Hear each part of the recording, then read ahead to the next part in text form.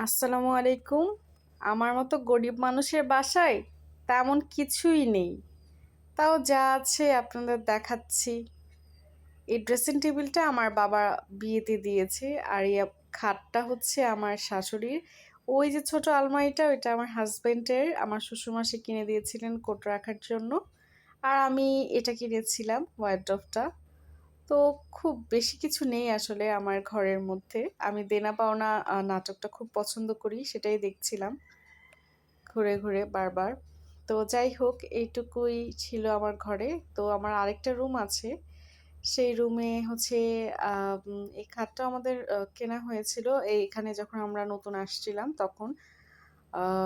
তারপর হচ্ছে আমার একটা ছোট বেলকনি আছে। একটা না ২ টো আছে আসলে। এই বেলকনিতে আমি আসলে তেমন কিছু রাখি না। মানে কাপড়-চোপড় একটু রোদে দেই এইটুকুই আর কিছু না। ধন্যবাদ।